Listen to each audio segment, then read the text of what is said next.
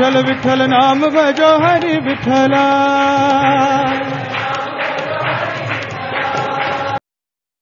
தேடுபவர் பக்தராக ஆனார். இதயத்தில் இரக்கம் எழுந்தது. தியானம் செய்பவர் பக்தி பெறும்போது அவர் உச்சபட்ச பேரின்ப நிலையில் நிலை பெறுகிறார். ஒரு ஞானி பக்தி பெறும்போது வாய்மொழி அறிவிலிருந்து பிறந்த அகங்காரத்திலிருந்து விடுபட்டு வார்த்தையற்ற மௌனத்தை அனுபவிக்கிறார். ஒரு யோகி பக்தி பெறும்போது அவர் சித்திகளில் சிக்கிக்கொள்ள மாட்டார், ஆனால் பக்தியின் சாரத்தில் தன்னை மூழ்கடிக்க விரும்புவார். ஒரு சந்நியாசி பக்தி பெறும்போது அவர் சமாதி நிலையில் மூழ்கி போக விரும்புகிறார். துக்காராம் போன்ற ஒரு உலகியல் நபர் பக்தி பெறும்போது அவர் அஷ்டமாயையின் எல்லைகளை கடந்து பக்திக்கு ஒரு வெளிப்பாட்டை கொடுக்கிறார். இது செயலில் பக்தி, அதாவது பக்தியின் வெளிப்பாடு என்று அழைக்கப்படுகிறது. ஒரு தேடுபவர் எப்போது பக்தர் ஆகிறார்? பக்தி என்பது அன்பின் மீதான அன்பு. கடவுள் தானே அன்பு. எனவே ஒரு தேடுபவர் கடவுளிடம் நிபந்தனையற்ற அன்பில் விழும்போது அவர் ஒரு பக்தர் ஆக மாறுகிறார் என்று கூறப்படுகிறது. பக்தி என்பது இதயத்தின் சக்தி. பக்தி என்பது கடவுளின் நேரடி விருப்பத்துடன் முழுமையான சம்மதம். பக்தி என்பது தெய்வீக குணங்களின் தெய்வீக வெளிப்பாடு. பக்தி என்பது தீமைகள் மற்றும் பற்றுதல்களிலிருந்து என்றென்றும் விடுதலை. பக்தி என்பது ஒவ்வொரு கணமும் ஒவ்வொரு நொடியும் கடவுளிடமிருந்து வரும் ஆலோசனை. ஒரு தேடுபவர் கடவுளிடம் உனக்கு எது பிடிக்குமோ அதுவே என் விருப்பம் என்று சொல்லும்போது இதயத்தில் பக்தி உருவாகிறது. தேடுபவர் பக்தர் ஆகிறார். துக்காராமின் வாழ்க்கையில் பக்தி அத்தியாயம் தொடங்கியபோது அவரது பக்தி வெறும் உணர்ச்சியில் மட்டுமல்ல, அவரது எண்ணங்கள், வார்த்தைகள் மற்றும் ஒவ்வொரு செயல்களில் வெளிப்பட்டது. நிபந்தனையற்ற பக்தியை மட்டுமே வெளிப்படுத்தியது. இது பக்தியின் வெளிப்பாடு அல்லது செயலில் பக்தி என்று அழைக்கப்படுகிறது. இரக்கத்தை பகிர்ந்து கொள்வது ஒரு பக்தனின் நட்பண்பு. துக்காராம் பாம்நாத் மலையில் 15 நாட்கள் மௌனமாக அமர்ந்திருந்தபோது துக்காராம் யாருக்கும் தெரிவிக்காமல் தியானம் செய்ய மலைக்கு வந்ததால் அவரது குடும்ப உறுப்பினர்கள் கவலைப்பட்டனர். இது தேகு கிராமம் முழுவதும் வதந்திகளுக்கு பொருளானது. எரிச்சலூட்டும் தன்மை கொண்ட ஆவலி, அவரது மனைவி, ஒரு பக்தியுள்ள மனைவி. துக்காராம் இவ்வளவு காலமாக வீடு திரும்பாதது ஏன் என்று அவளும் கவலைப்பட்டாள். அவள் மிகவும் கவலையடைந்து துக்காராமின் தம்பி கான்ஹோபாவிடம் அவரை தேடச் சொன்னாள். கான்ஹோபா உடனடியாக தனது மூத்த சகோதரனை தேட வீட்டை விட்டு வெளியேறினார். தேகு கிராமத்தைச் சுற்றியுள்ள காடுகள், மலைகள் மற்றும் பள்ளத்தாக்குகளை தேடிய பிறகு கான்ஹோபா ஆச்சரியப்பட்டார்.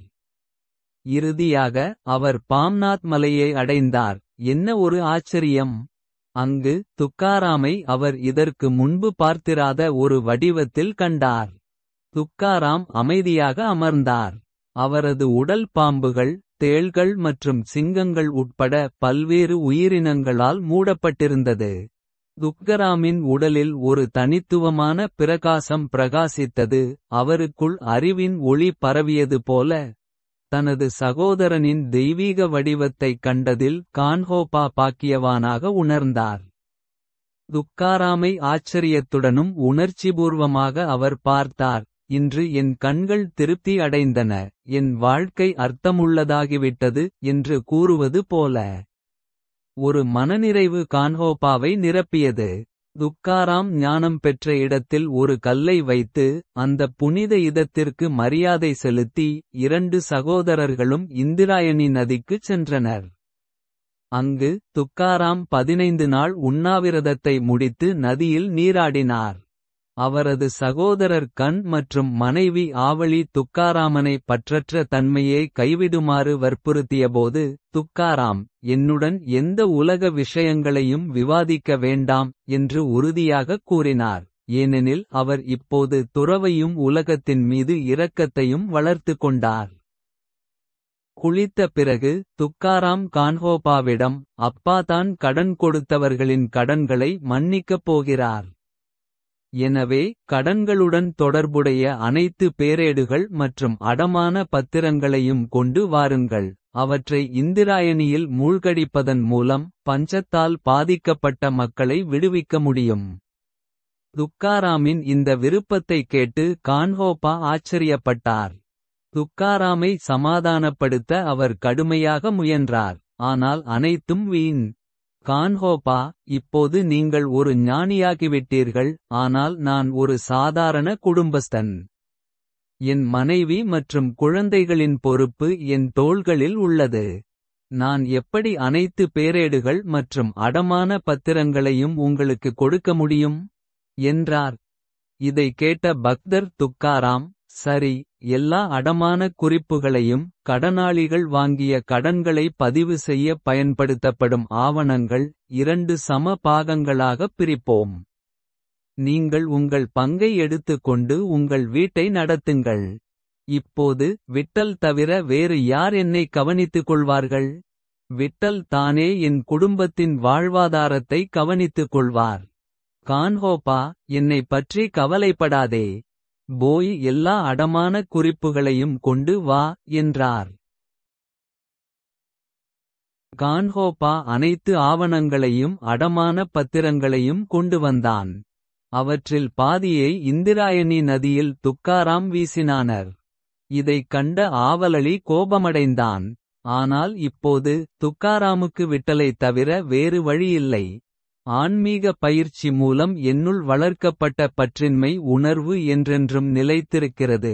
அதனால்தான் நான் என் கடனாளிகள் அனைவரையும் மன்னிக்கிறேன்.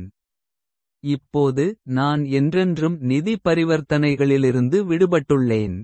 பஞ்சத்தால் அவதிப்படுபவர்களிடம் நான் எப்படி பணம் கேட்க முடியும்? ஏனென்றால் அவையும் விட்டலின் வெளிப்பாடுகள்தான். அவரது எண்ணங்களே பற்றின்மையுடன் அவருக்குள் இரக்கமும் எழுந்திருப்பதைக் காட்டுகின்றன. இரக்கத்தை பகிர்ந்து கொள்வது ஒரு உண்மையான பக்தனின் குணம். அவரால் மட்டுமே மற்றவர்களின் துன்பத்தை உண்மையிலேயே புரிந்து கொள்ள முடியும். அத்தகைய பக்தர் மற்றவர்களின் மகிழ்ச்சியில் மகிழ்ச்சியடைவார். அவர்களின் துன்பத்தை உணர்பவராக இருப்பார். யாருடைய துன்பத்தையும் அவரால் தாங்க முடியாது. துக்காராம் இப்போது முழு உலகத்தின் மீதும் கருணை கொண்டிருந்தார். அவர் உண்மையிலேயே 8 மடங்கு மாயையிலிருந்து அஷ்டம மாயை விடுவிக்கப்பட்டிருந்தார். இல்லையெனில் பெரும்பாலான மக்களின் பூமிக்குரிய வாழ்க்கை நான், என்னுடையது, எனக்கு, நீ, உன்னுடையது, உனக்கு, அவன், அவர்கள் என்ற சுழற்சியில் முடிகிறது. ஆனால் பக்தரான துக்காராமுக்கு முழு உலகமும் முழு பிரபஞ்சமும் இப்போது குடும்பமாகிவிட்டது. ஒவ்வொரு உயிரினமும் அவருக்கு விட்டலுக்கு மகிழ்ச்சியை கொண்டுவருவது மட்டுமே அவரது ஒரே குறிக்கோள். அடுத்த அத்தியாயத்தில் பக்தர் துக்காராம் ஆன்மீக நூல்களை படிப்பதிலும் மக்களின் இரட்சிப்புக்காக கீர்த்தனைகளை பாடுவதிலும் தனது வைராக்கியத்தை எவ்வாறு அர்ப்பணித்தார் என்பதை விரிவாகக் கற்றுக்கொள்வோம். அடுத்த பதிவில் ஞானத்தின் சாரத்தில் மூழ்கிய பக்தர் துக்காராம் ஆன்மீக நூல்களின் முக்கியத்துவம் கேட்கலாம்.